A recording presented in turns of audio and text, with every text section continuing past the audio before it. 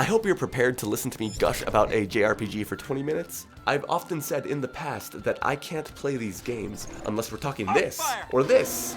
Please keep that shit to yourself. However, I found myself becoming infatuated with a game titled Xenoblade Chronicles Definitive Edition, and I wanted to make this video in order to diagnose the reason why. The reason why it's changed my perspective on JRPGs as a whole, why it's changed me as a player. Before we get started, here's the bottom line. I will be spoiling plot elements, so if you have even a passing interest in picking up the game, I suggest you do. You know that guy from Smash Bros who's really feeling it? Well, I'm here to tell you that it's true, and you know what? So am I. Shulk has such believable emotion and motivation that it's honestly shocking that he's the protagonist of a JRPG, a genre that is constantly and consistently creating self-insert protagonists that are supposed to be you for whatever reason. Don't believe me? This character literally is you! This isn't good. The story works so much better because Shulk exists outside of me as a player. He is Shulk, and he has defined opinions, goals, and traits. He's studious, vengeful, yet kind and analytical. He goes through real character development, and his voice actor, Adam Howden, eats this role up. The voice acting is actually insane. Like, you wouldn't believe this is the meme boy from Smash Bros. I'll kill you! Callian and the others are still on the sword! Our friends are going to die! Stop! Its tentacles could come out from under the ground at any second. One false move and you're done for. Wait for my order. What's wrong? No! He's crazy, and just sells Shulk as a character. In fact, all of the characters in this game, with the exception of one, are really likable. There's Shulk's childhood friends, Fiora and Rein, Fiora being the level-headed mediator of the trio, and Rein being the lovable but naive muscle man. On the surface, these sound like pretty basic roles, and they kind of are, but the unique voice acting elevates the entire experience. Rein in particular has some of my favorite lines in the entire game. Hey Shulk, you're creeping this lady out. Shut up, Rein. The rest of your party consists of the reliable swordsman Dunban, who just so happens to be Fiora's Oni-chan, the sniper medic Sharla, who unfortunately is pretty overshadowed by the rest of the cast, the chibi furry mascot character Ricky, Friends, get ready. Friends, help Ricky get ready.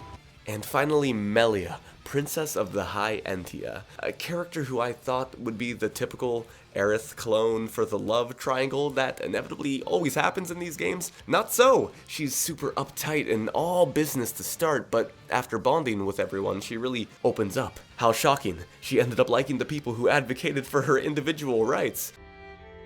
Why did you come? The Monado gave me a warning that you were in danger. I'm just glad we made it. Shulk. Everyone. I thank you. You saved me. I love seeing all these guys interact, and Melia's intro cutscene was my all-time favorite. I fell in love with everyone over my brisk 30 hours with the game. I didn't bother doing side quests because fuck that. So boring. Some people like that stuff, I just can't do it. I like everyone fine enough, but please just get to the cool part of the story where everyone's being sexy and cool! I just wanted to see what happened next in the story, man. I craved character interaction. The story had me hooked, even though I usually hate, despise, and loathe heavy-handed exposition. I enjoy JRPG games, for the most part, like Persona and Pokemon. These take place in a world not too dissimilar to our own, so there's no need for an explanation of the world or how it works. You can kind of assume. I found the Xenoblade Chronicles world to be fairly easy to understand for how complicated it kind of sort of is. I will now attempt the Xenoblade story explanation any % speedrun. Long ago. For those who just do not care, skip to here, please. The twists are cool, so if you want to play, just do it. I promise you'll like it. Is everyone ready? All life exists on the carcasses of two gigantic creatures who died fighting each other long ago, the Bionis and the Mechonis. The Bionis houses all biological life while the machines inhabit the Mechonis. You get it? Humans and robots, they don't mix, so they gotta fight. This dude is Dunban, and he has the strongest sword of all swords, the Monado, and it just so happens to be the most effective weapon for destroying Mechon. By the way, the robots are called Mechon. I'm going to be referring to them as such from here on out. But wait, it hurts real bad to use the Monado, so looks like you don't get to have feeling in that arm anymore. Sorry. Fast forward to current day. Shulk is living a peaceful life, hanging with friends and pounding cheeks. But when he finds the time, he also likes to study Dunban's magic sword, since he won't be using it again anytime soon. His research finds that the Monado is unable to harm people, but exceeds at slicing everything else. That's weird. Suddenly robots attack. Shulk and friends need to take up arms and defend the colony. Dunban is still a sad man with one working arm, so Shulk elects himself to use the Monado against the Mechon. After picking up the Monado, Shulk begins to receive premonitions of possible futures and uses these visions to his advantage despite his pretty frail disposition. With the upper hand having future knowledge gives him, Shulk and friends easily overwhelm the enemy. Also, side note, it appears Shulk can use the Monado without bodily harm coming his way. Uh-oh, a really crazy robot with a human-like face shows up and starts smacking them up because the Monado is failing to recognize it as a robot because of its human features. Fiora tries to finish off the faced Mechon, but ends up being killed as a result.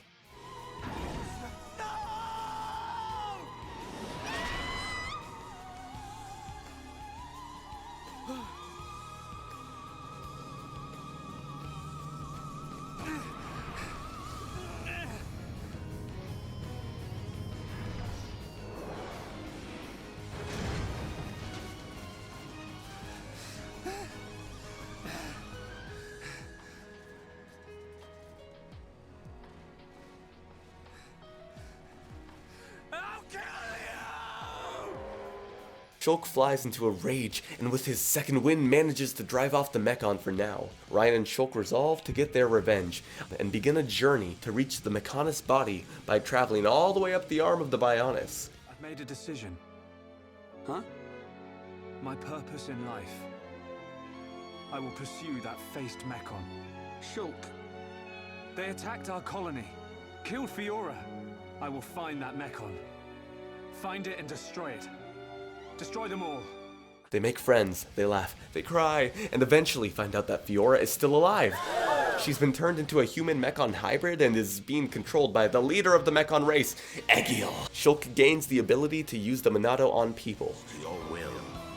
Think of your enemy, and the power to defeat them is yours.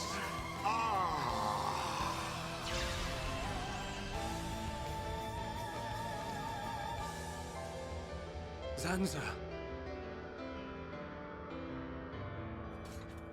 Mechon. It's not over. The people of Bionis will never let you triumph.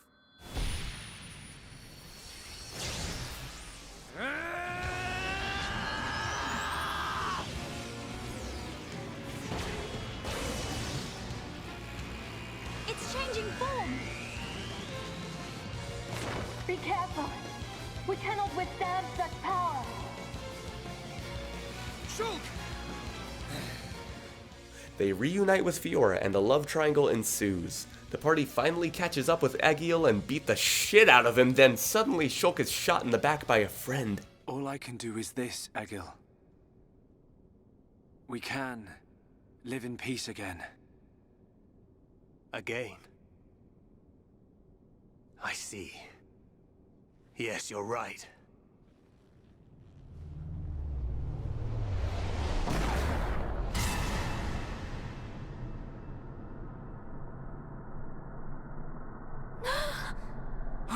No!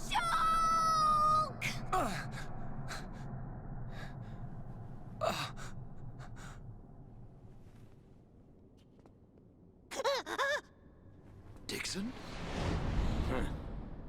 You shouldn't have done that, little brat. Who was a devoted follower of the god who's been possessing Shulk's body since childhood, apparently. His name is Zanza, and he's been slowly influencing Shulk, growing in strength, and is the reason Shulk can use the Monado so well. Side note, I think it may be implied that Shulk looks and sounds the way he does because of Zanza's influence, since they are literally identical, both voiced by Adam Howden, by the way. Everything in this world is dictated by the passage of fate. Zanza was the soul of the Bionis long ago and wants to kill everyone to start humanity over since no one really remembers or acknowledges him as their god anymore. After Shulk dies, he's brought back to life by a mysterious man with great hair and wastes no time getting back to his group. What was I doing? What was the purpose of my life?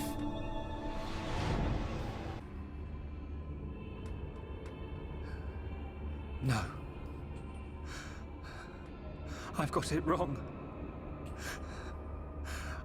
I was never alive. It was Zanza. All along. Everything I did was... Do you want to say pointless? That voice. Nobody else can decide that.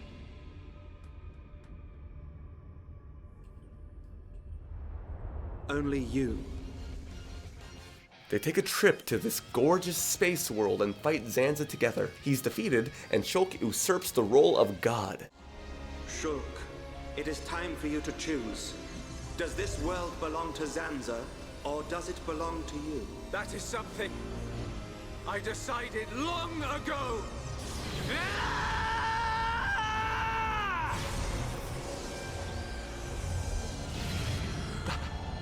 That's simple.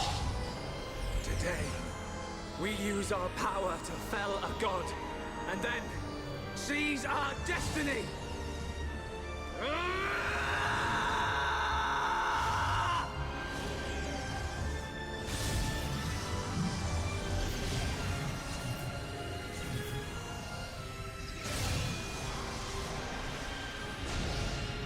All that I am is fading. The memory of a god's existence, born from the chaos of creation. It is vanishing. Shulk finds out Zanza was once a regular man who took his research too far, giving birth to the universe everyone lives in. Shulk, not wanting the godly power, decides that his first and only act will be to create a world without gods. All I wanted to do was stop Zanza having his way, that's all. I cannot be a god. Too right. You're great and all, but there's no way you're a god.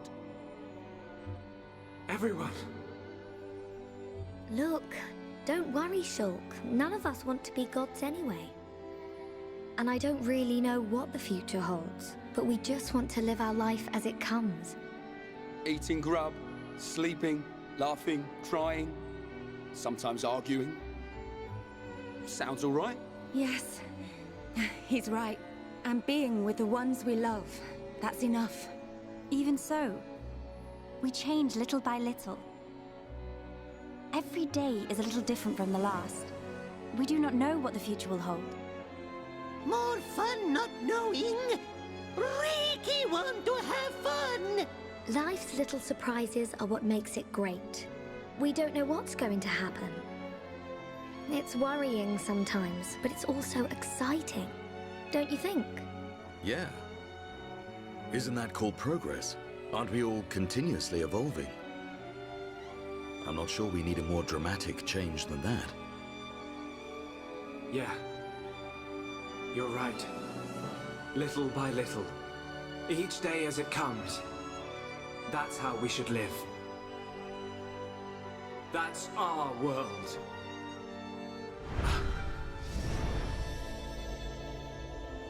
Forgive my presumptuousness, but I recreated their personalities from your consciousness. Alvis, it sounds like you don't think I can make my own decisions. I'm supposed to be the god. Apologies. However, I have good reason. This world has little time remaining if left in this state. Have you made your decision? The choice is yours, Creator.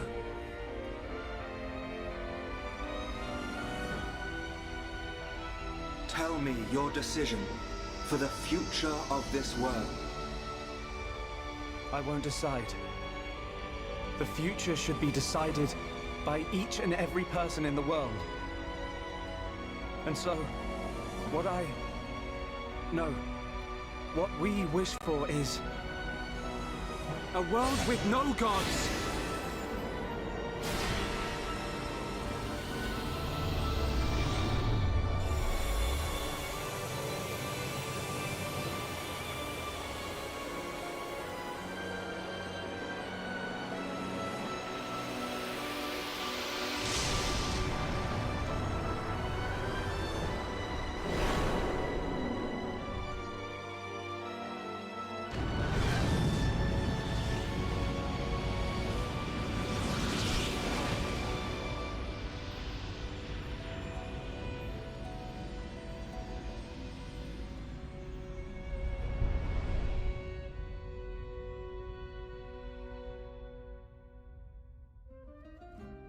Thus, life returns to normal and everyone lives peacefully. That was a lot, but I seriously loved it. I spent a lot of time in the game, and the gameplay was not the reason, the side quests were not the reason. The reason was that the story was good and pulled me in. Getting to know the party and their interpersonal relationships was the aspect that kept me going. There were highs, there were lows, and even quiet moments. All of this combined with the incredible voice work really elevated what could have been an extremely okay JRPG into an iconic franchise that has now seen its third mainline game coming out this year. Or is it the fourth game? But if we count that, then what is this? Or these? Okay, so the whole Xeno series is a little confusing, and as a whole pretty inaccessible to people who aren't willing to spend way too much on video games, like me. To simplify it, I'd say the series is loosely connected with its ideas and terminology, a lot like a Final Fantasy or a Dragon Quest, but the actual universes and continuity is a little split. These games go together. This one is kind of on its own, but technically sets the stage for everything to come, and apparently was supposed to be part of a major 6-part game franchise that didn't exactly pan out for the developers. But in a way kind of did, because there are more Xeno games, just not so much ones directly connected to Xenogears. And then the Xenoblade Chronicles games, with the exception of this one, maybe, are 100% connected. Future connected! Yes, I know how to segue my video essays. Although prepare to be slightly disappointed because I don't have much to say about this one. This is an extra after story that hints at the future of the series, and was the initial hint that there was going to be a Xenoblade 3 in the first place. It's still kind of up in the air as to how important this chapter is, but all I know is that Shulk's outfit in this game is so good. Tight little shirt instead of whatever the fuck this is supposed to be. Thankfully, this game supports fashion rights, so you're able to wear any ugly-ass armor you want while choosing how you'd like to be presented, despite what the armor piece is. Think glamours in Final Fantasy XIV? Xenoblade lets me look good in the cutscenes, and that's all you gotta do to win me over, to be honest. Speaking of which, can we talk about how much better this game looks than the Wii original? Imagine spending over $100 on this. Literally could not be me. It was getting pretty expensive for a while there, so I'm happy that a remake actually did end up happening. We are so blessed to have gotten a remaster that looks this good, because technically this game already got a port on the 3DS that bumped up the quality from ass to holy fuck. The faces are so scary. It looks like the developers called up the Siren guys over at Team Silent to do the 3D modeling. I will say I'd still take this game's design and style over Xenoblade Chronicles 2. That is true body horror, and a can of worms I will not be opening today. But all I gotta say is thank God Xenoblade 3 is not following in 2's footsteps. I'm so excited. I've never expected to be this invested in a series, let alone a JRPG. Derogatory, but I've found over the course of the C virus outbreak that maybe these games aren't so bad. Certain songs, moments, and locations stick in my mind long after I'm finished playing. It's all about perspective. You never know what will resonate with you until you really try to immerse yourself in this unique art form. There will of course be outliers, but the same is true for other genres, isn't it? So go ahead and make your game about a group of badly dressed friends killing God. I like Sonic 06, and not in an ironic way. My opinions are literally meaningless.